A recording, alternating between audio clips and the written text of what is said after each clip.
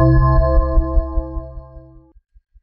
first got to know our next guest some years ago when he came to national prominence as a apostate from the health insurance industry. Now, having worked in health insurance and risk management myself, I knew what it felt like to walk away from one career and walk into another very different and sometimes antithetical career. So we got to know each other back then. I liked him then. I like him now. Wendell Potter is the author of a number of books, including Deadly Spin, about the public relations aspect of the health insurance industry. He is also the founder of a new organization, Tarbell.org, which he is about to tell us about. But first of all, Wendell, as always, good to see you, and thanks for coming on the program. Oh, my pleasure. Thanks for having me back. I really appreciate it, and I still remember when we met in Los Angeles a few years ago. Yes, it was probably, I don't know, 10 years ago or so, and we shared stories of our past lives, and as I recall, even the fact that some of our old friends still in the industry kind of envied us and wished they could speak up too, because there are good people there who are trapped in what I would call a bad system. So, and it is the system we want to change. So let's talk about that. For a certain extent, to a certain extent, you've been working now in what I would call progressive media, or certainly trying to shed light on our former industry and some others as well. And now you're doing that in a new way. I'd like to hear a little bit more about Tarbell.org, what it's named for, and what you hope to do. Thank you so much. Yeah, we're launching a crowdfunding campaign actually for Tarbell.org, which is named for Ida Tarbell, a Gilded Age muckraking reporter whose work in the early 20th century was so impactful it led to the breakup of John D. Rockefeller's huge monopoly, the Standard Oil Company, and to very important antitrust and campaign finance laws. She's our guiding spirit. We're going to be doing something comparable. We're going to be looking at who really holds the power in this country. We often think it's the president or politicians at in Washington or our state capitals, but it's really the big corporations and moneyed interests that have assumed so much power over the past few years. As the ranks of journalists has been thinned by so many layoffs, we're trying to bring back the kind of accountability reporting that has just almost vanished in this country. We're also going to be spotlighting solutions. We don't want to just report on problems. We want people to know that our problems can be solved. We're going to go the extra step of helping people understand how they can help with that, how they can be part of the solution. So it's very ambitious. We have a lot of things that we want to do. We've got stories in the works already, and we want to be owned by the public, by our subscribers. We will not accept advertising. We don't want to be held accountable to even advertisers. So we're doing this in a very different way. Well, I know from our past conversations that you yourself are a former journalist in this field, that we have both migrated in and out of at various times in our lives. I think it's important to acknowledge, and I want to get your thoughts on, you alluded to the state of journalism right now. The old financial models are in crisis. Newspaper industry is in crisis as a result of multiple factors, including, I would say, primarily the internet. We have different people trying to come up with different strategies for it. We have paywalls. We have crowdfunding, which you're doing to get started. We have The Guardian, for example, in Great Britain, which is funded by a trust, a nonprofit trust. So we have a number of people trying to crack the code of how to keep journalism economically viable in today's environment. How do you see this working for yourselves going forward, and how do you see it working for the industry going forward? We say our democracy is predicated on a vibrant and free press. How do we keep a vibrant and free press? What's the model, or don't we know yet? Well, what we're attempting is one that I think a lot of people will be watching. They already are watching. We want to be, as I said, owned by the people who make donations. We will not have a paywall. We don't want to just have news and information that is available for the elites, for example. We won't accept advertising. There are success stories in Europe that have done what we're attempting here, that have launched with crowdfunding, that are thriving today. They keep building their readership. We want people who subscribe, or who, I guess you would say, become members of Tarbell through our crowdfunding campaign, to be part of the community that we're building. What you said is exactly right. Over the past few years, we've actually lost 60% of journalism jobs. 60,000 jobs in newspapers alone have vanished, which is just absolutely incredible. A lot of those reporters, like I did, went into public relations work.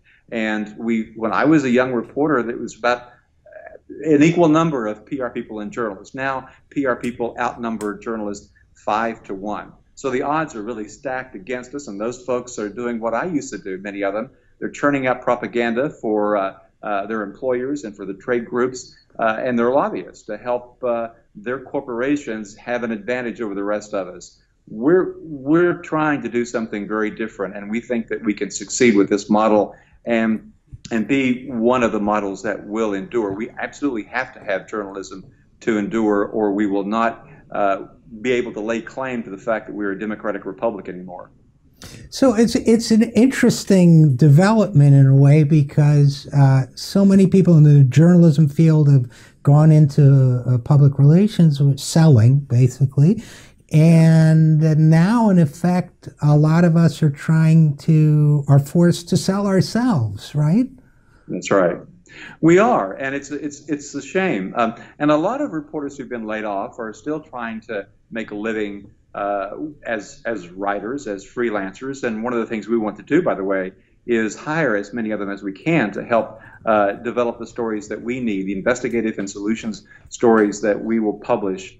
There are a lot of good reporters who've lost their jobs and still want to do honest work and not go into public relations work. So we want to hire them. What we plan to do with the revenues that we raise through crowdfunding is hire a team of editors and reporters. We'll be multimedia, not just long-form print journalism, but we'll be doing video as well.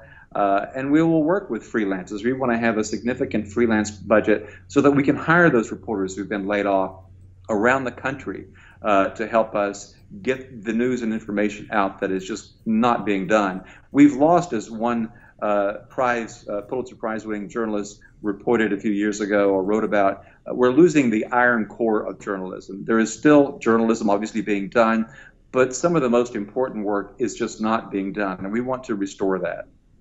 Well, it makes great sense. To me, it's very complementary to what we're trying to do here at the Zero Hour. And certainly I remember the days when a freelance journalist could actually make a living, could actually do pretty well. So I think the role of freelance journalism is one that is very, very important. I have to tell you a quick story, Wendell Potter, not irrelevant to what you're doing at Tarbell, which was I was communicating with an extremely prominent progressive journalist and editor at one point not long ago when I was looking for some work, freelance writing work, and he said, I think of you, he was I won't name him to embarrass him, very effusive in his compliments. I think of you as an advocacy journalist in the great tradition of Thomas Paine. And I thought, wow, Thomas Paine, you can't do better than Thomas Paine. But a few minutes later, when I got to asking him for a gig, he said, kind of offhandedly, well, Thomas Paine died broke. I said, well, that's not really what I'm looking for here. And I don't think that's what most journalists are looking for. We do it because we love it, but people have got to be able to survive, right?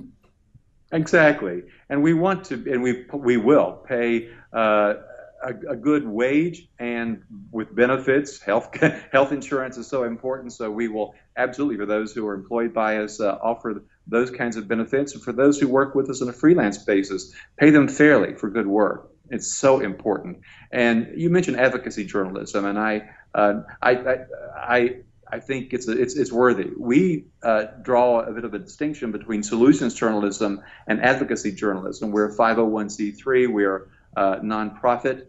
not affiliated with any organization except our own. We are going to promote solutions, advocate for solutions, and not for any particular point of view necessarily, except for those that we know has some evidence that can show that those solutions might be able to work. So it's solutions journalism that we're going to be pursuing, and again, help people understand how they too can become part of the solution through becoming more active and engaged citizens.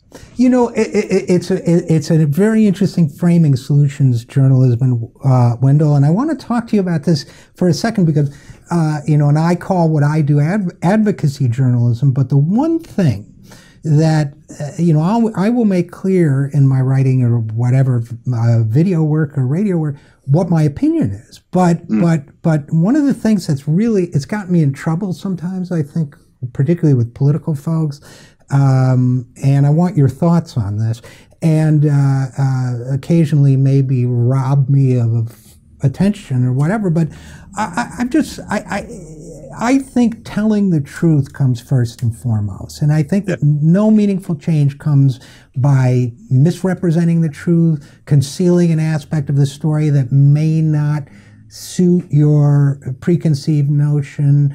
And I think we get into this business because of a compulsion to figure out what's going on and share it with others. So, while I may call what I do advocacy, it makes it a little maybe more aggressive or whatever, less, and maybe it's not to everyone's liking, but, and you focus on solutions. Isn't it important that even if we're, may believe in certain ideas and causes, that we exalt the truth above anything else?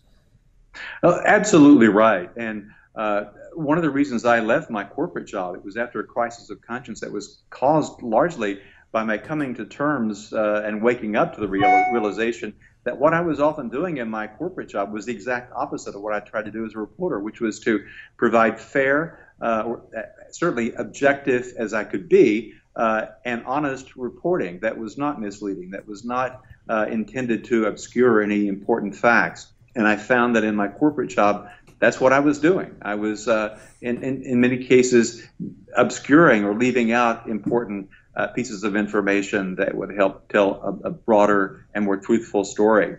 What we want to do with Tarbell is not do what is often referred to as false balance, so saying that or giving equal emphasis to, say, for example, climate deniers. That's not at all what we're talking about. But we do want to make sure that people understand that there might be more than one way to get to solve some problem, and we want to give people the information they need to help sort that out. Here's an example. When I was in my corporate job, I spent a lot of time trying to get people to believe things that just simply were not true about the Canadian healthcare system and the system in the UK and many other countries that have achieved universal coverage and do so much better in terms of controlling cost and improving outcomes. I did that because we didn't want a single payer system. We wanted to try to preserve a profitable status quo as much as we could. With Tarbell, I want to show and explain how those systems actually do operate and what we can learn from them. That's part of what we're talking about here. It's helping people really get the facts and information. And for what we're doing, I'm also sometimes I feel like I'm making amends for all those years of misleading people. We really have a commitment to helping to provide the news and information that is independent, that is accurate, and really, in some cases, assertive and aggressive in ways that we're just not seeing. We want to be a watchdog. We want to restore the watchdog press, and unfortunately, and as I have said, over recent years, we've seen that watchdog being neutered in so many different ways. Well, for those of us who have amends to make living and otherwise for past lives who just want a better future, where can people go to find out more about your new venture, Wendell? Please go to tarbell.org. That's TARBELL.org. Again, we're a nonprofit. We have our 501c3 designation. The name of our nonprofit, by the way, that is publishing Tarbell, is To Be Fair. We want to help help achieve a more just and fair society through journalism. So tarbell.org. Please go there and support us. Okay, Wendell Potter, health executive turned good guy. Not that we both don't know health executives that are good guys. Thanks for this new initiative, and thanks for coming on the program to talk about it. And thanks for having me. And thanks for all you do too, RJ. Thank you.